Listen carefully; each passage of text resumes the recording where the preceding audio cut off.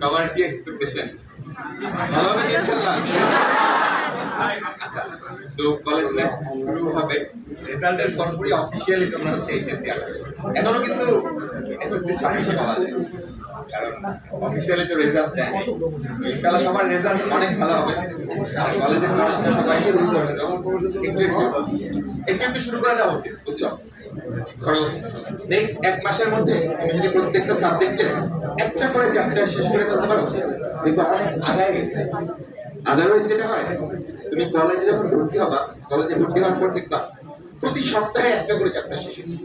Teacher আসতেছে, 3টা class নিতেছে, চ্যাপ্টার শেষ। তুমি বুঝতেছই না প্রত্যেক কি হয়ে যেতেছে। একবার খেয়ে হারায় ফেললে পরে রিকভার করাটা অনেক টাফ হচ্ছে।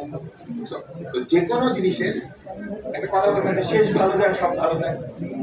পড়াশোনা বা পরীক্ষাগুলোর ক্ষেত্রে সবসময় কেমন রাখবা যে শুরু ভালো যায়, শেষ ভালো যায়। তবে ধরো তুমি এসএসসি পরীক্ষা দিবা, প্রথম পরীক্ষাটা যদি ভালো হয়, এটার একটা এফেক্ট বাকি সবগুলো পরীক্ষা কিন্তু থাকে। সেম ভাবে এইচএসসি তে ওদের বাংলা ইংলিশ পরীক্ষা অলরেডি হয়ে গেছে। নেক্সট কালকে হচ্ছে আইসিটি পরীক্ষা, এইচএসসি 26 ব্যাচ। তো যাদের বাংলা ইংলিশ পরীক্ষা ভালো হয়েছে, ওই মোটিভেশনেই না বাকিগুলা দেখবা ভালো হচ্ছে। তো যাদের এই দুইটা খারাপ হয়েছে, আরে দূর চলে গেছে, এরকম একটা অভ্যাস চলে আসে। তো শুরুর একটা মাস ইম্পর্টেন্ট, এই একটা মাস একটু ভালো করে।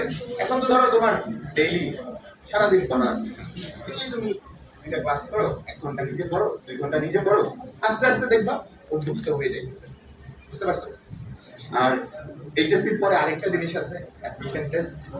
তো সাধারণত এইচএসসি আর অ্যাডমিশন টেস্টের পড়াশোনাগুলো একসাথেই করা হয়, কারণ দুইটার সিলেবাস কিন্তু সেম। বুঝছো? তোমাদের অনেকের এরকম একটা কনফিউশন হয়, আগে এইচএসসিটা কভার করি, পরে অ্যাডমিশন টেস্টের প্রিপারেশন। ব্যাপারটা এরকম না। এইচএসসি আর অ্যাডমিশন একই সিলেবাসের পরীক্ষা হয় না, একই বইয়ের উপরে না। তো তুমি এইচএসসির প্রিপারেশনটা যদি ভালো করে নাও, একই সাথে অ্যাডমিশনের প্রিপারেশনটা কিন্তু হয়ে যাবে। তোমরা কি ম্যাথ বই কিনছো? অঙ্ক করছো তো? মাস্টার্স করছো তো? অঙ্কের পাশে রেফারেন্স দেওয়া থাকে না? বুয়েট, ঢাকা ইউনিভার্সিটি। ট্রেনে মনে হয় যে আমি অলরেডি বুয়েটে এক্সপায়ার গেছি। তো এগুলাই কিন্তু বুয়েটে আছে, এগুলাই কিন্তু ঢাকা ইউনিভার্সিটি। জাস্ট একটু আধটু চেঞ্জ করে।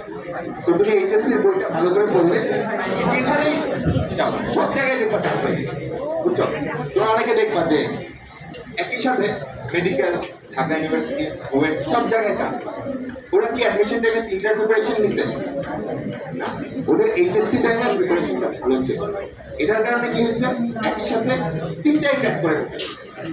হ্যাঁ, তো যারা এরকম করে তারা শুরু থেকে, কলেজের শুরু থেকে ভালো করে পড়াশোনা করে। আর তোমরা তো এখন লাকিও বলা যায়, আবার অনলাইনের যুগ যেহেতু, অ্যান্ড কম্পিটিশনটা একটু বেশি। বুঝছো?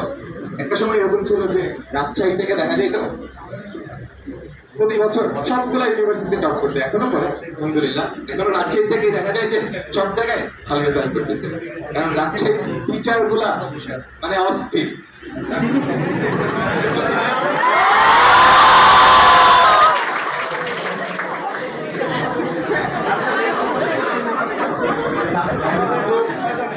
ওনাদেরকে তোমরা অফলাইনে পাইতেছি, অপূর্ব দাদা, সাহাদ ভাইয়া, সাকিব ভাইয়ের মতো টিচারদেরকে তোমরা অফলাইনে পাইতেছ, যাদেরকে অ্যাকচুয়ালি পুরা বাংলাদেশ অনলাইনে দেখে, দেখা করার জন্য জাস্ট পাগল হয়ে থাকে।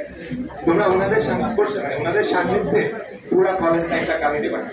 তো এই দিক থেকে তোমরা অনেক লাকি, এটা প্রপারলি ইউটিলাইজ করো। হ্যাঁ, তো তোমাদের সবার জন্য অনেক অনেক শুভকামনা রইল। ক্লাসে তো দেখা হবে, আমার সঙ্গে অনলাইনে দেখা হবে। সাকিব ভাইয়া, সাহাদ ভাইয়া, হ্যাঁ আপনি